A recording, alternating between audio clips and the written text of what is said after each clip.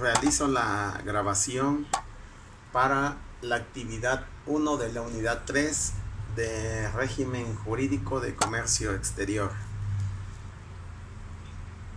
Son 3 preguntas. La primera dice: la influencia del artículo 27 constitucional con el comercio exterior. Considero que el artículo 27 constitucional es el primer punto principal del marco constitucional y legal del comercio exterior en el Estado mexicano, pues en él se desarrolla uno de los elementos que forma al Estado. Este elemento es el territorio. Bueno, el territorio como uno de los 3 elementos del Estado. En ese artículo 27 se establece la propiedad originaria y nos dice que en principio pertenece al Estado mexicano y posteriormente este transmite el dominio a los particulares, y es así que se constituye posteriormente la propiedad privada. Nos dice textualmente que toda la propiedad de las tierras y aguas comprendidas dentro de los límites del territorio nacional corresponde originariamente a la nación, la cual ha tenido y tiene el derecho de transmitir el dominio de ellas a los particulares, constituyendo la propiedad privada. Es decir, primeramente la propiedad es de la nación y la nación cede la propiedad para que se constituya la propiedad privada. Ahora, esto no se da de una manera general, sino que existe la propiedad privada de diferentes clases hacia los particulares. Se le otorga la propiedad privada a las asociaciones religiosas. Pueden adquirir la propiedad, pero solo las necesarias para su objeto. Las sociedades privadas tienen límites, pueden adquirir la propiedad de terrenos rústicos, pero únicamente en la extensión que sea necesaria para su objeto. Los bancos pueden adquirir las propiedades, pero podrán tener en propiedad o en administración más bienes raíces que los enteramente necesarios para su objeto directo. Y las personas físicas que sean mexicanos, sea por naturaleza o naturalización, esos no tienen ningún límite. Pueden adquirir las propiedades que alcance a su capacidad económica. Para los extranjeros, aquí sí existen límites.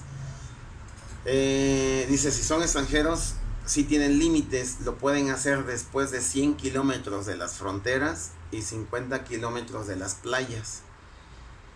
Y deben renunciar a la defensa que les pueda ofrecer su Estado respecto al derecho internacional. Es decir, aquí se necesitan manejar como nacionales. Renuncian a la protección de su Estado y se consideran nacionales. Así también el Estado establece que aun cuando haya cedido la propiedad privada, el mismo Estado puede expropiar. Es decir, les vuelve a comprar el inmueble, las propiedades, los terrenos a los particulares, a la propiedad privada. Entonces, como si fuera una compraventa, y vuelve a pasar a manos del Estado, siempre que reúna ciertos requisitos, como que estos sean de utilidad pública y se debe de especificar el uso para el cual se va a destinar ese inmueble. Si posteriormente se destina para un uso diferente, el particular puede solicitar nuevamente la devolución de ese inmueble. El Estado mexicano también se reserva actividades exclusivas para sí, como lo es la explotación del petróleo, los hidrocarburos, la electricidad, entre otros. Así también el dominio directo de los recursos naturales, de las plataformas, de los zócalos submarinos, de las islas, de los yacimientos de piedras preciosas, sal de gema y las salinas formadas directamente por aguas marinas. Las aguas marinas, todo esto son propiedades exclusivas de la nación.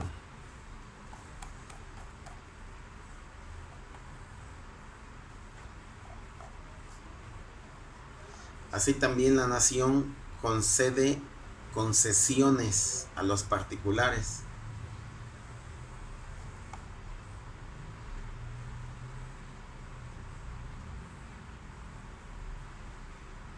Para el uso o aprovechamiento de recursos. En este artículo 27 también menciona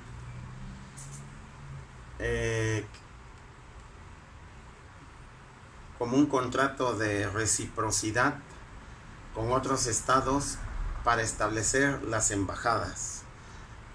Aquí se encuentra el marco constitucional y se relaciona con el derecho internacional. La pregunta 2 dice: ¿qué relación existe entre el comercio exterior y el desarrollo nacional? Existe un vínculo entrelazado, un vínculo íntimo entre el comercio exterior y el desarrollo nacional. El Estado mexicano realiza comercio con otros estados del mundo y con ello logra un desarrollo integral de la nación mexicana.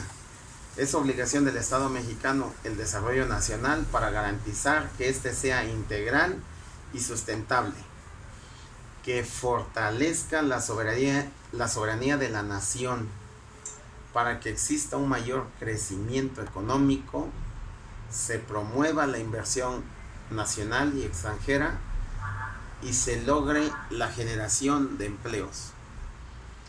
Se debe de dar paso a las relaciones internacionales entre estados. Es decir, es una obligación del Estado mexicano crear las condiciones para que se dé una estabilidad económica, un crecimiento económico,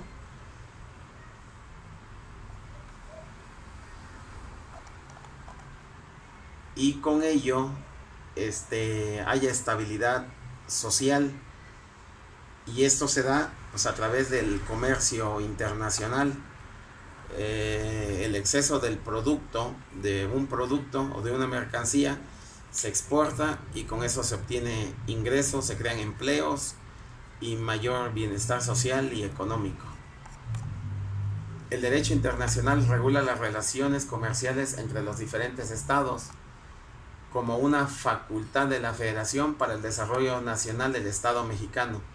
Establece los impuestos, grava las mercancías que se exporten. Así también el Estado extranjero grava las mercancías que se importan al Estado mexicano, y el Estado mexicano también grava las mercancías que pasen por tránsito dentro del territorio nacional, y también prohíbe las que no pueden pasar, las que están impedidas de pasar por el territorio nacional. El Ejecutivo podrá ser facultado por el Congreso de la Unión para aumentar, disminuir o suprimir las cuotas de las tarifas de exportación-importación expedidas por el Congreso y para crear otras, pero teniendo como marco jurídico el derecho internacional.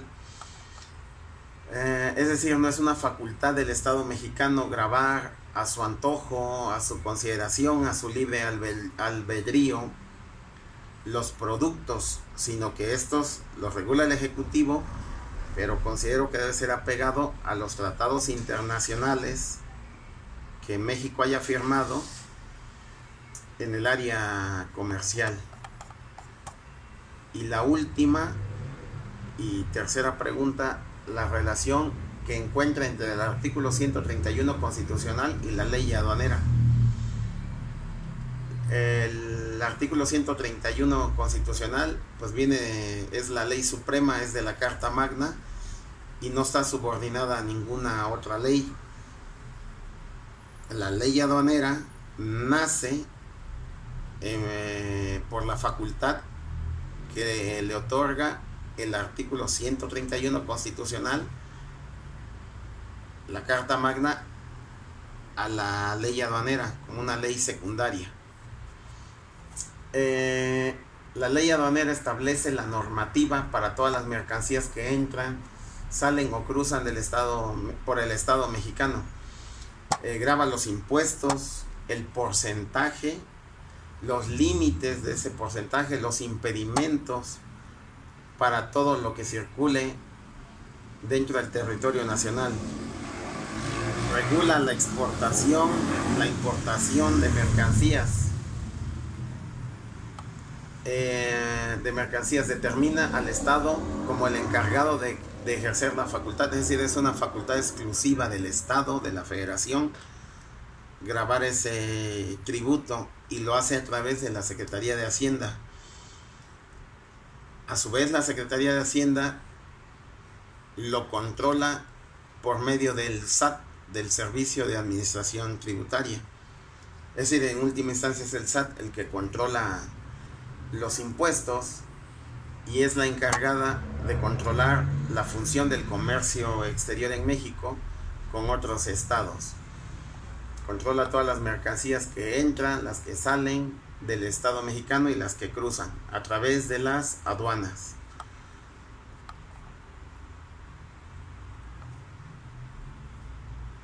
Así también tiene límites, pues es una íntima relación entonces que hay entre el artículo 131 y la ley aduanera. La ley aduanera como una ley secundaria dependiente del artículo 131 constitucional. Y esto es todo de la actividad 1, unidad 3, régimen jurídico de comercio exterior.